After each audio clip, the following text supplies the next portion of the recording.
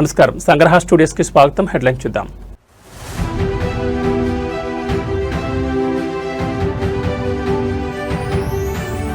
ఇజ్రాయెల్లో ప్రధాని మోడీ కీలక పర్యటన, మధ్యప్రాచ్య ఉద్రిక్తతల వేళ వ్యూహాత్మక అడుగు.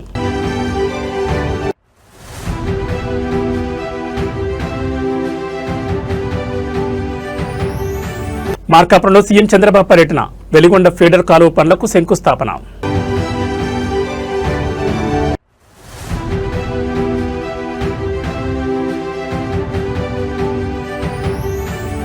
మార్చి 2న తెలంగాణకు రాహుల్ గాంధీ, కాంగ్రెస్ నేతలకు దిశానిర్దేశం.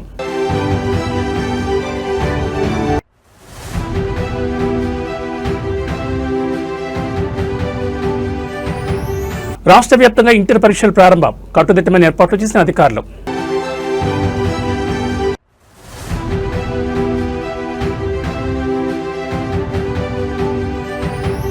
భారత్ పాక్ అణుయుద్ధాన్ని ఆపింది నేనే, మరోసారి డొనాల్డ్ ట్రంప్ సంచలన వ్యాఖ్యలు. ఇక వివరాలు చూస్తే, మధ్యప్రాచ్యంలో తీవ్ర ఉద్రిక్తతలు కొనసాగుతుండగా భారత ప్రధాని నరేంద్ర మోడీ 2 రోజుల అధికారిక పర్యటన కోసం నేడు ఇజ్రాయెల్కు బయలుదేరారు. ఈ పర్యటన కేవలం ద్వైపాక్షిక సంబంధాల బలోపేతానికి కాకుండా మారుతున్న ప్రపంచ రాజకీయ సమీకరణలో భారత్ పోషించబోయే కీలక పాత్రకు నిదర్శనంగా నిలవనుంది. ఈ పర్యటనలో ప్రధాని మోడీకి ఇజ్రాయెల్ ప్రభుత్వం అరుదైన గౌరవాన్ని కల్పించింది. ఇజ్రాయెల్ పార్లమెంట్ను ఉద్దేశించి మోడీ ప్రసంగించనున్నారు. గతంలో 2015లో అప్పటి రాష్ట్రపతి ప్రణబ్ ముఖర్జీకి ఈ అవకాశం దక్కగా మళ్లీ 10 ఏళ్ల తర్వాత ఒక భారతీయ అగ్రనేత అక్కడ ప్రసంగించడం విశేషం. అలాగే ఇజ్రాయెల్ అధ్యక్షుడు ఐజాక్ హెర్జోగ్తో కూడా మోదీ భేటీ కానున్నారు. ఇజ్రాయెల్ ప్రధాని నెతన్యాహు ఈ పర్యటనను పురస్కరించుకుని సంచలన వ్యాఖ్యలు చేశారు. భారత్ను ప్రపంచ శక్తిగా అభివర్ణించిన ఆయన రాడికల్ విరోధులను ఎదుర్కోవడానికి షడ్భుజ పేరుతో కొత్త కూటమిని ఏర్పాటు చేయబోతున్నట్లు ప్రకటించారు. ఈ కూటమిలో భారత్, ఇజ్రాయెల్, గ్రీస్, సైప్రస్లు ప్రధాన సభ్యులుగా ఉండనున్నాయి. భవిష్యత్తులో అరబ్, ఆఫ్రికన్, ఇతర ఆసియా దేశాలు కూడా ఇందులో చేరే అవకాశం ఉందని ఇజ్రాయెల్ విదేశాంగ శాఖ తెలిపింది. పాకిస్తాన్, సౌదీ అరేబియా, టర్కీలు నాటో తరహా కూటమి కోసం ప్రయత్నిస్తున్న తరుణంలో నెతన్యాహు ప్రతిపాదిస్తున్న ఈ కొత్త కూటమి అంతర్జాతీయంగా చర్చనీయాంశమైంది. ఇప్పటికే విదేశాంగ మంత్రి జైశంకర్, వాణిజ్య మంత్రి పీయూష్ గోయల్ ఇజ్రాయెల్లో పర్యటించి పునాది వేయగా, మోడీ పర్యటనలో రక్షణ, సాంకేతిక మరియు ఆర్టిఫిషియల్ ఇంటెలిజెన్స్ రంగాల్లో కీలక ఒప్పందాలు జరిగే అవకాశం ఉంది. ఇటీవల ఢిల్లీలో జరిగిన ఏఐ ఇంపాక్ట్ సమిట్లో ఇజ్రాయెల్ ప్రతినిధులు పాల్గొనడం ఈ బృందానికి మరింత బలాన్ని చేకూర్చింది. ఇజ్రాయెల్తో విశ్వాసం, ఆవిష్కరణ మరియు శాంతి పట్ల ఉమ్మడి నిబద్ధతపై నిర్మించబడిన శాశ్వత స్నేహాన్ని భారతదేశం ఎంతో విలువైనదిగా భావిస్తుందని ప్రధాని మోడీ ఎక్స్ వేదికగా పేర్కొన్నారు. ఇరాన్, ఇజ్రాయెల్ మధ్య యుద్ధ వాతావరణం నెలకొన్న తరుణంలో మోడీ పర్యటన శాంతి స్థాపనకు లేదా కొత్త వ్యూహాత్మక అడుగులకు దారితీస్తుందో చూడాలి.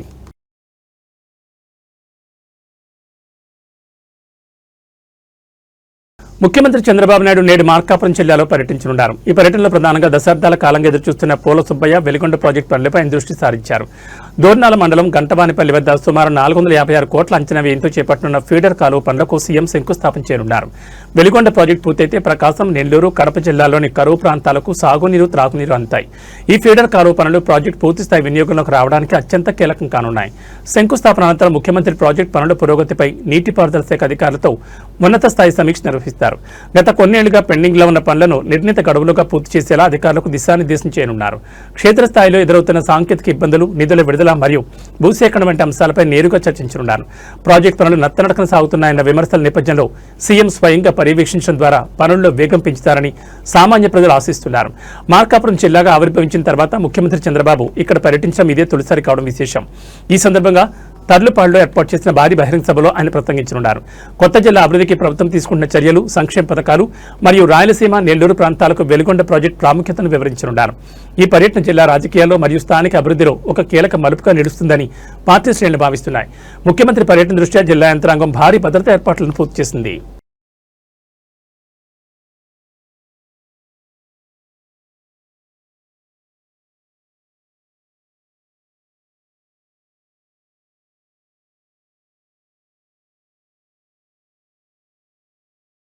మార్చి 2వ తేదీన కాంగ్రెస్ అగ్రనేత రాహుల్ గాంధీ తెలంగాణకు రానున్నారు. కాంగ్రెస్ నేతల శిక్షణ కార్యక్రమంలో ఆయన పాల్గొనున్నారు. ఈ సందర్భంగా తెలంగాణ, ఆంధ్రప్రదేశ్ నేతలతో రాహుల్ గాంధీ సమావేశమయ్యే అవకాశం ఉంది. దేశంలోనూ 2 రాష్ట్రాల్లోనూ జరుగుతున్న పరిణామాలపై రాహుల్ గాంధీ నేతలతో చర్చించనున్నారు. జిల్లా కాంగ్రెస్ కమిటీ అధ్యక్షులకు వికారాబాద్లో నిర్వహిస్తున్న శిక్షణ శిబిరానికి వచ్చే నెల 2న ఆ పార్టీ అగ్రనేత రాహుల్ గాంధీ హాజరు కాబోతున్నారు. ఆయన పర్యటన ఖరారైనట్లు పీసీసీ అధ్యక్షుడు మహేష్ కుమార్ గౌడ్ తెలిపారు. డీసీసీ అధ్యక్షులను ఉద్దేశించి రాహుల్ గాంధీ ప్రసంగిస్తారని, క్షేత్రస్థాయిలో పార్టీ బలోపేతానికి దిశానిర్దేశం చేస్తారని వివరించారు. సమావేశంలో ముఖ్యమంత్రి రేవంత్ రెడ్డి కూడా పాల్గొంటారని తెలిపారు.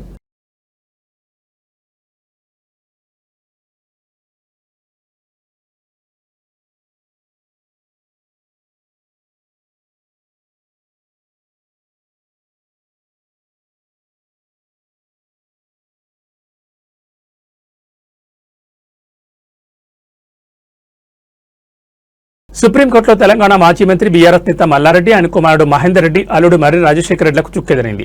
జీడిమెట్ల భూ సర్వేకి సంబంధించి తెలంగాణ హైకోర్టు ఇచ్చిన తీర్పులో జోక్యం చేసుకోవడానికి సుప్రీంకోర్టు అంగీకరించలేదు.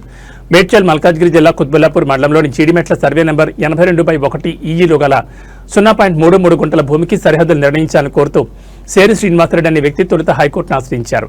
తన భూమికి వెళ్లే దారిని మూసేశారని, ఈ విషయంలో తహసీల్దార్ జారీ చేసిన లేఖను కూడా ఆయన తన పిటిషన్లో సవాల్ చేశారు. దీనిపై విచారణ జరిపిన హైకోర్టు సింగిల్ జడ్జి 45 రోజులుగా సర్వే పూర్తి చేయాలని రెవెన్యూ అధికారులను ఆదేశించారు.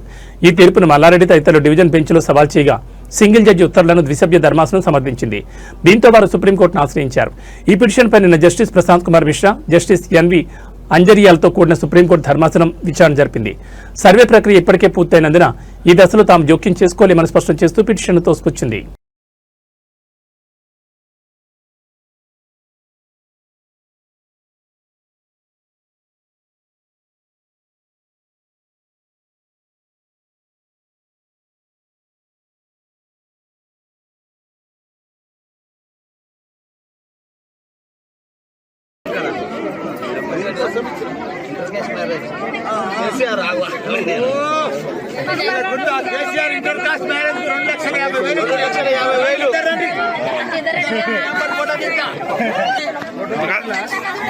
ఇంటర్ కాస్ట్ మ్యారేజ్ కు కేసీఆర్ గారు 2,50,000 ఇచ్చిండు. ఆ రోజు మంచిగా వాళ్ళు పెళ్లి చేసుకొని మంచిగా వ్యాపారం చేసుకొని మంచిగా కొడుకుని కానీ నింపడంగా ఆశీర్వాదంతో నడుస్తున్నావా.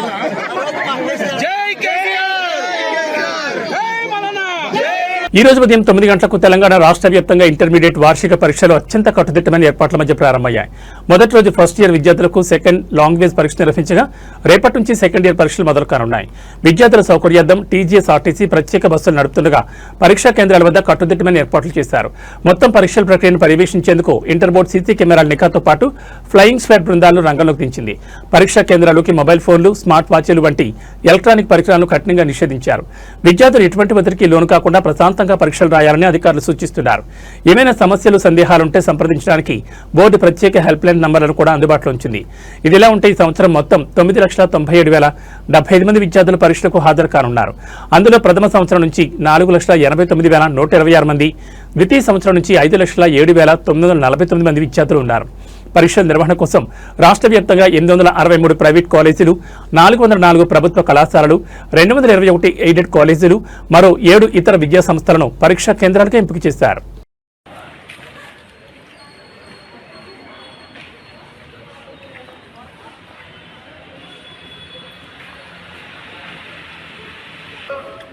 అన్ని 10 సరిపోతుంది.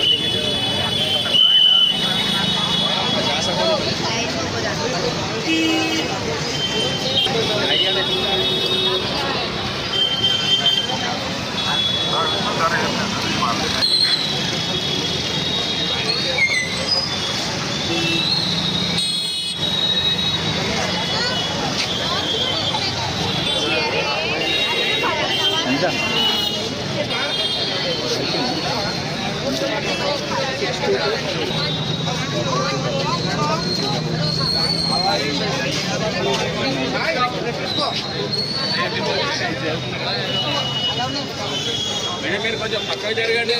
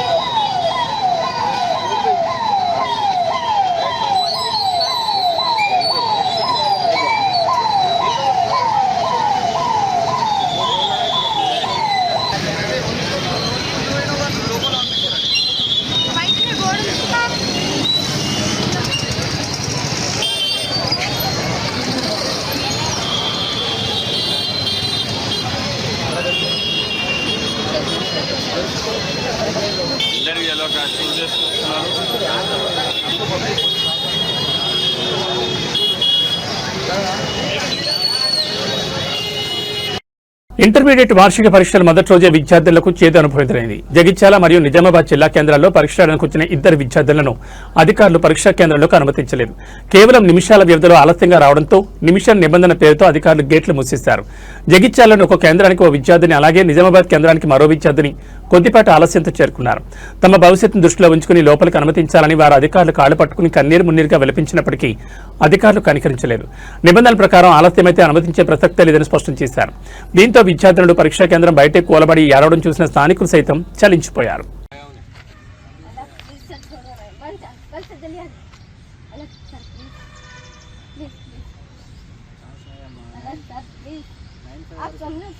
पूरा सीसी कैमरा रहता है, इस सेंटर में देख लेता हूँ। अरे हम देख लेते हैं वो మాకు కూడా ఏదో కన్ఫ్యూజన్ ఉంటుంది. ఏం చేయలేం. అది సీసీ కెమెరాలో టైం రికార్డ్ అవుతుంది. టైం రికార్డ్ అవుతాయి వదులుతున్నాయి.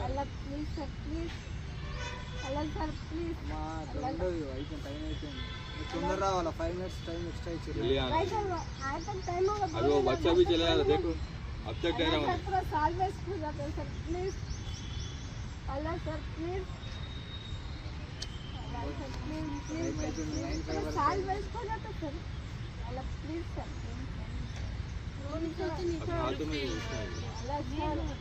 मैडम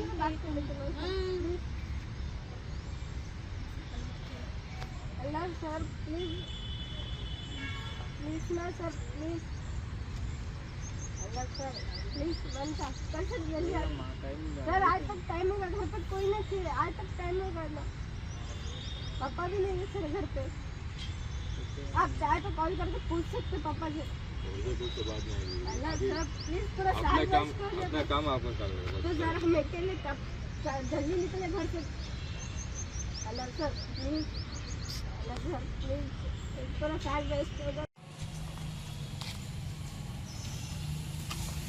ఇంకా లేట్ అయితే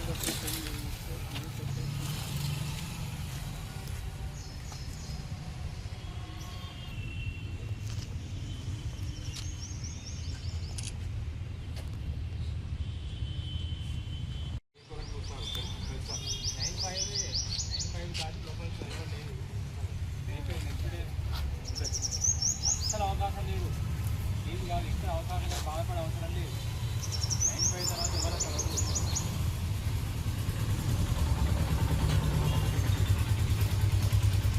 అలో లేదమ్మా. అసలు అలో నా కూతురు నా కొడుకైనా అలో లేదు. ఎక్కడ చేయరు. ఇక్కడ కొంచెం బాధపడే అవసరం లేదు. ఫస్ట్ ఎందుకంటే ఫస్ట్ నుండి లాస్ట్ వస్తుంది. ఫస్ట్ నుండి లాస్ట్ ఎలాంటి ఇబ్బంది ఉండదు. నెక్స్ట్ ఎగ్జామ్ అయితే 3వ రోజు ఉంటుందో టైం రండి ఏముంటుంది. లోకల్ లేట్ అవుతుందో చెప్పండి. ఎంత అంటే చెప్పండి. 8:45కి వచ్చి కూర్చోాలి వాస్తవంగా. ఇలాంటి సందర్భాల్లో 20 minutes గ్రేస్ ఇచ్చినాము. 9:05 వరకు ఇచ్చినాము. ఇదివరకు 9కే ఉంటుండే లేదు.